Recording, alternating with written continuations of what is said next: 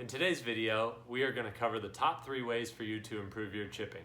This is a live clinic that I filmed and I edited it to be more concise. I hope that you enjoy it. Please subscribe for more videos. Thanks for your support. Good morning, everybody.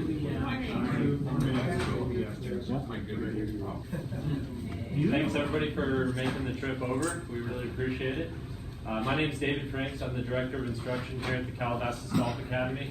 Thank you all for coming. We're going to have a discussion today over how to pitch and chip effectively. We'll discuss a little bit of technique. We'll also discuss which clubs to select when you're around the greens in different situations and also based on your ability level.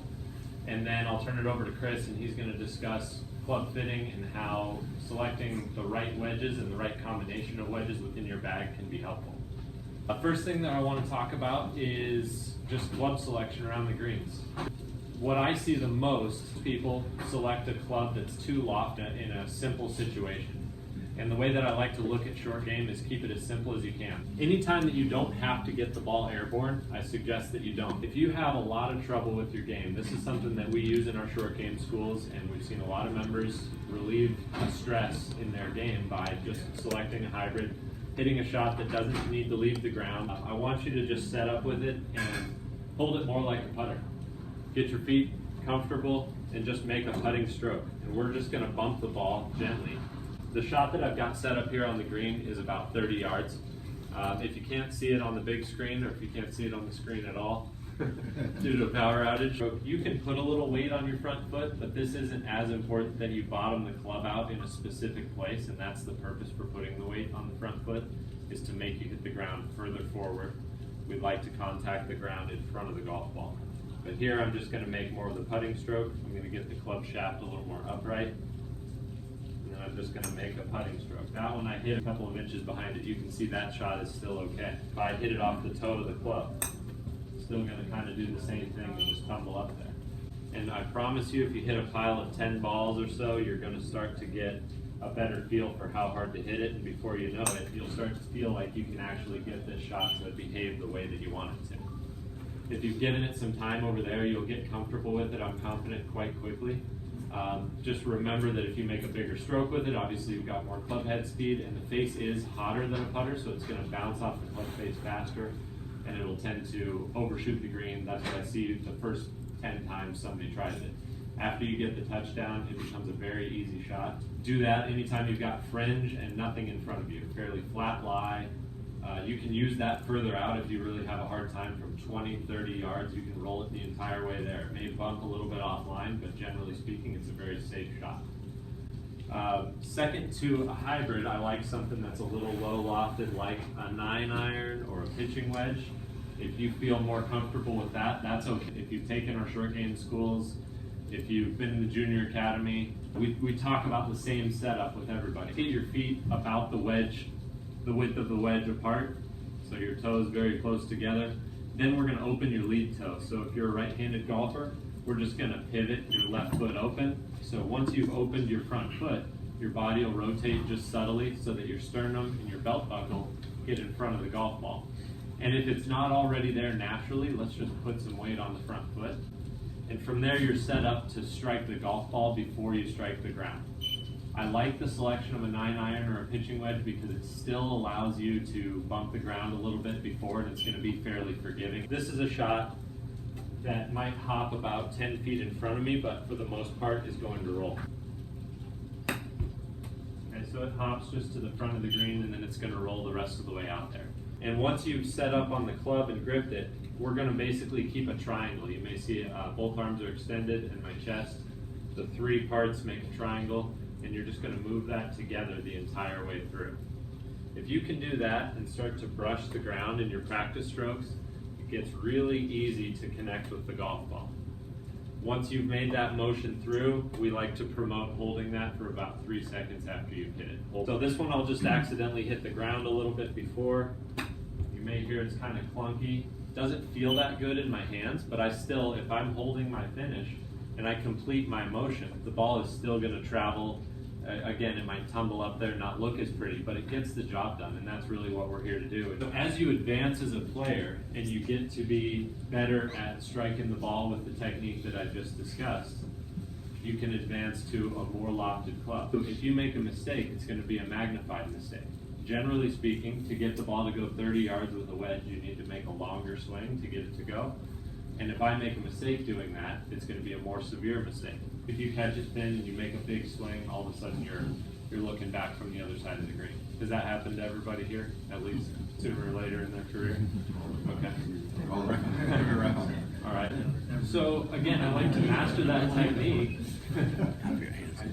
I like to get that contact down first, and as you get comfortable, then you progress through the clubs and get more and more locked. Does anybody have any questions so far? Yes, sir. Are you choking the longer clubs? Good question. I do promote, choking up on the club an inch to an inch and a half, depending on where you're comfortable, but I think it does give you more control over the club. So I'll do that with every short game shot that I play. If I'm holding the hybrid, I'm going to go all the way down. Just a shorter club is easier to control. It's easier to sense where the sweet spot is, and then make better contact. Any other questions so far? Yes, sir. The idea with each one of those is the first bounce after you. But you want to be able to estimate a ratio of how far any given club will fly, and as a result, how far that's going to roll. Trajectory will be a big part of that. So if I'm going to hit with a 60-degree wedge, it's going to fly roughly halfway. I hit a lower 60-degree wedge that is not going to spin and bite personally, but that could be different for Casey, that could be different for Chris, it could be different for all of you. But let's just say I fly it halfway and I expect it to roll the other half. I generally will select the ratio or select the club that's going to fit the situation the best. So if I have 10 paces to the edge of the green and 10 more paces to the flag, then a 60-degree might fit that situation really well, where I can fly it to the green surface and let it roll the rest of the way. If I have something like 5 paces to the green and 25 paces to the flag, then all of a sudden I'm looking at getting it on the green as soon as I can, and that might be more of a 9-iron situation where I bump it just over the fringe or just over the rough in front of me and let it roll the rest of the way there. There's not a perfect ratio, but a little bit of guessing and checking will help. Just the green speeds vary depending on whether you're playing here at Calabasas or other golf courses. The conditions will vary. The next few days after this rain will be a lot different than once things dry out and we get back towards springtime, when we've had a few 90-degree days. The ground hardens up, and obviously you get more roll at that point. The hybrid, what kind of lines would you hit it? And the second question is the ball position with the wedges. I see that you had it in the middle and just back of it. Some people say put it in the back. Good Some question. people say in the front. Good question. Yeah. Phil Mickelson, who's one of the best wedge players ever, talks about putting the wedge either all the way back or all the way forward, depending on the shot that you'd like to hit. Generally speaking, if you put the ball back in your stance, it's going to present a little bit of a lower loft. This club is going to be over by my right foot. The club shaft will tend to stay where my hands are in the center of my body, and this 60-degree wedge effectively turns more into a 56-degree wedge. So if I put the ball back, it's going to de-loft the club naturally, and I'm going to tend to hit a lower shot.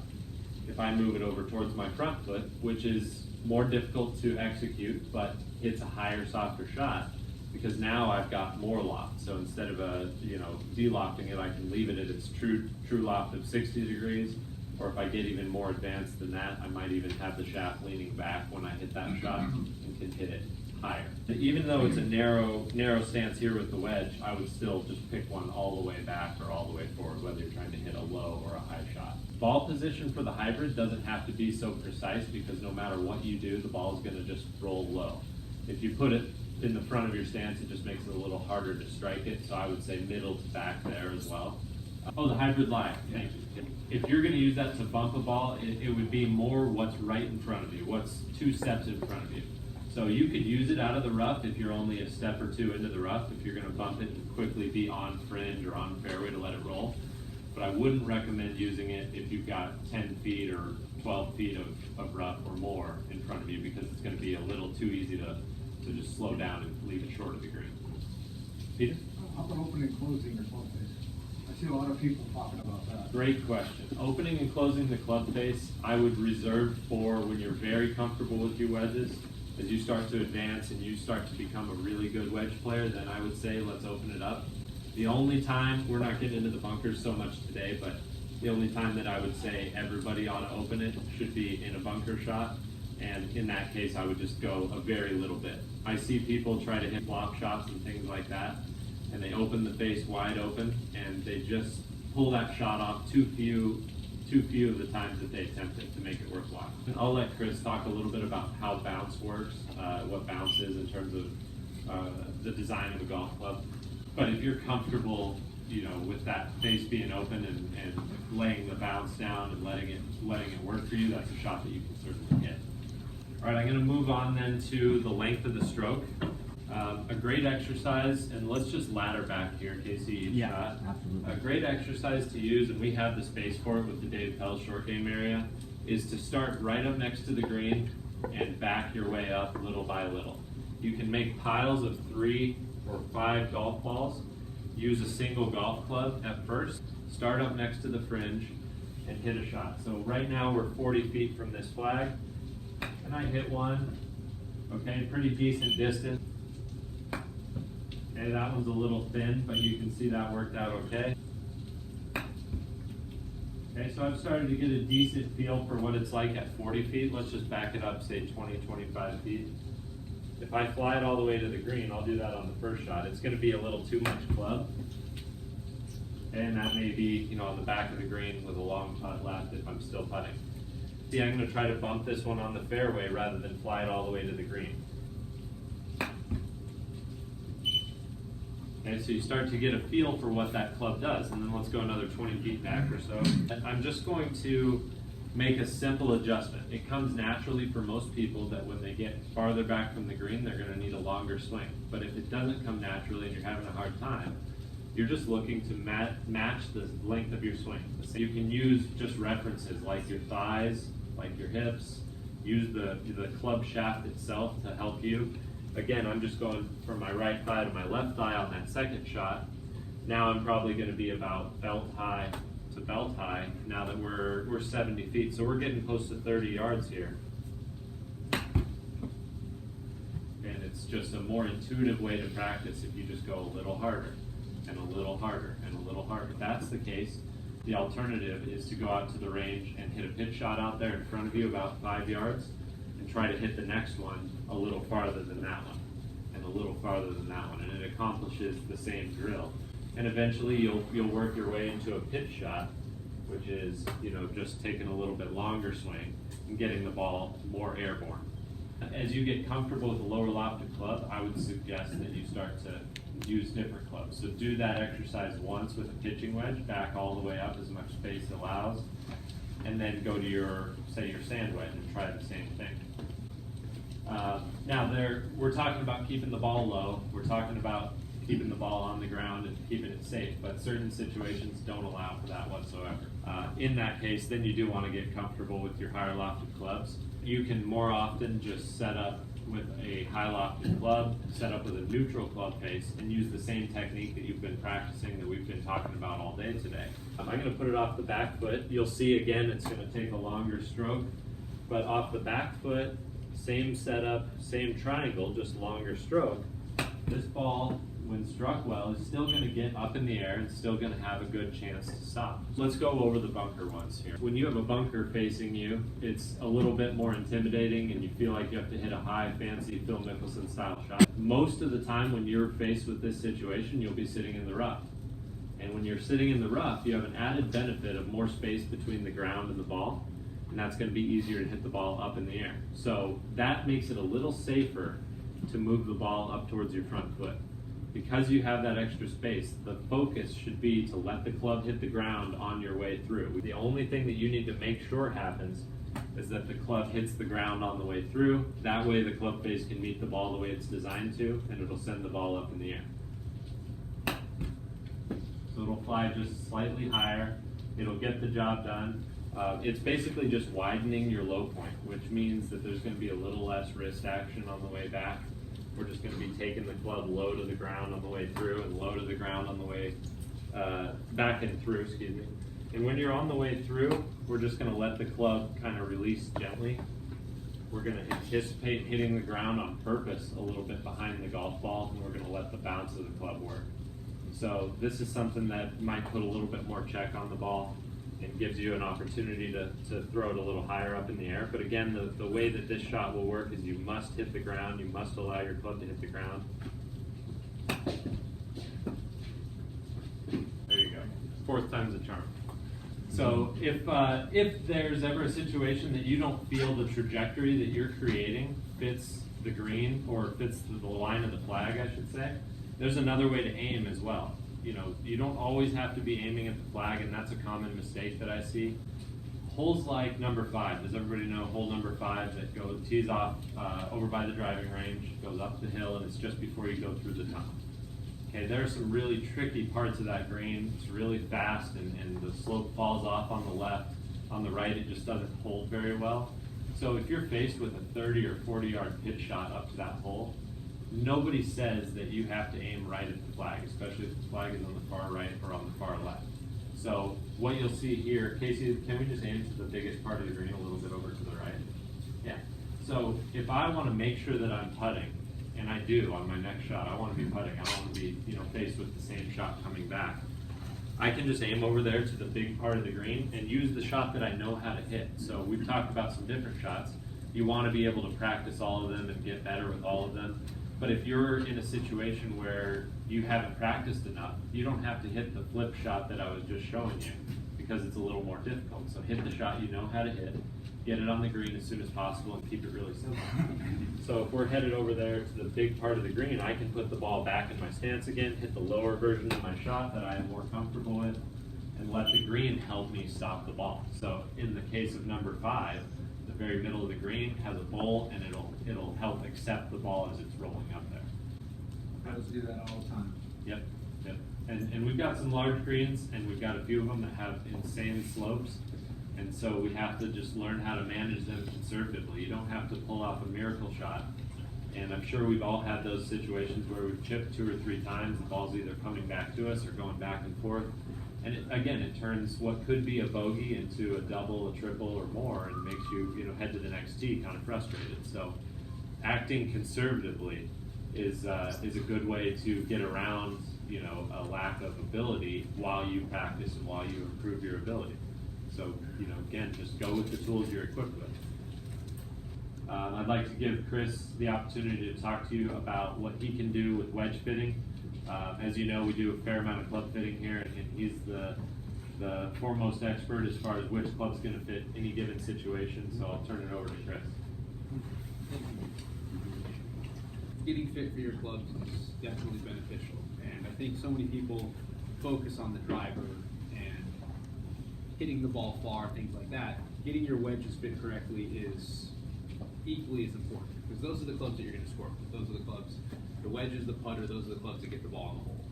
So things to think about when you're getting your wedges fit: the grind or the sole of the club, and then of course getting the right loft to match how far you need. You're gapping, how far you hit your pitching wedge is going to dictate then. You go to a gap wedge, you go to a sand wedge, so on and so forth. So when selecting the grind of the sole, a couple things to think about is: A, your attack angle. Are you someone that has a shallow attack angle where the club basically stays lower to the ground and you don't take as much of a divot, or do you have a steeper attack angle where the club gets up here and you're really coming down into the club, down into the ground hard? So with the steeper attack angle, you definitely want what's called more bounce. Bounce is basically, the way to think about that is the relationship between the leading edge of the club and the trail edge of the sole. So the sharper the leading edge, the less bounce you have.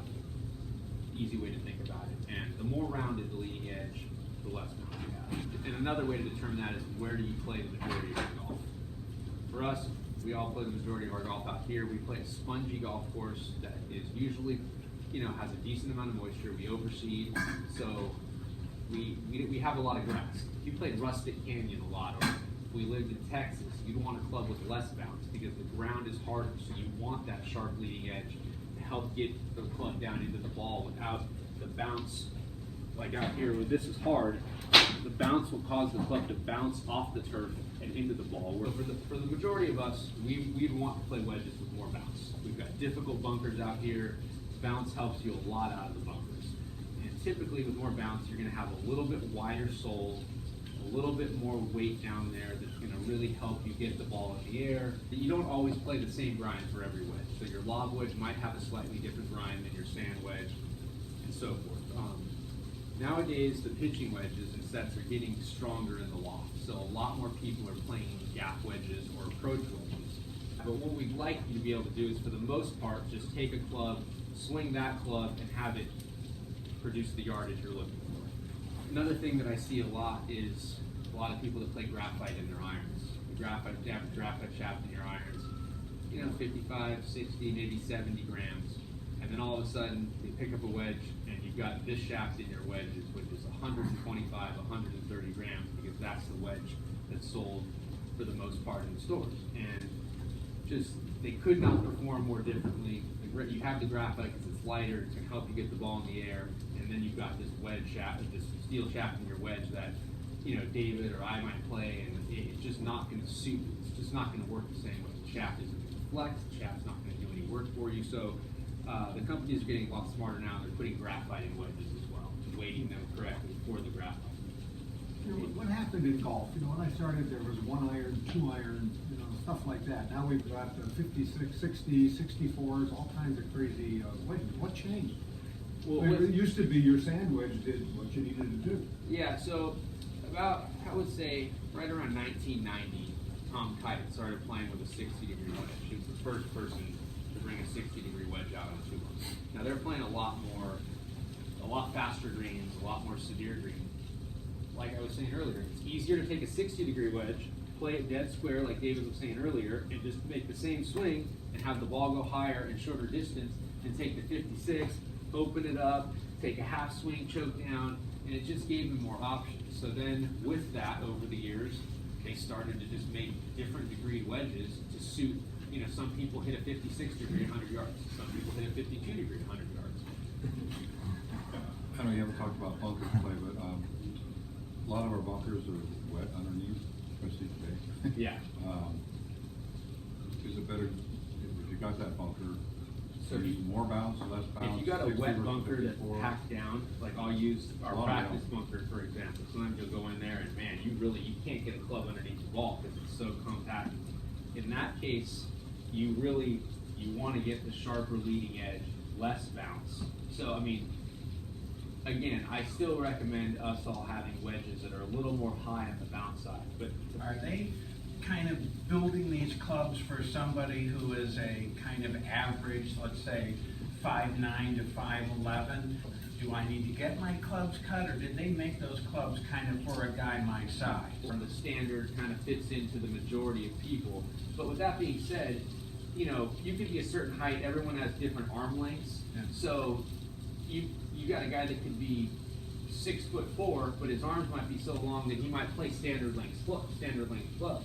Then, for example, Noda Begay, who played on tour, he does commentary a lot, Tiger's best friend. He's 5'8", but he has some of the shortest arms that you'll ever see. He plays clubs 1 inch over. Almost everyone needs something in terms of the fit, be it, getting the right shaft flex, the right shaft length, the right grip size.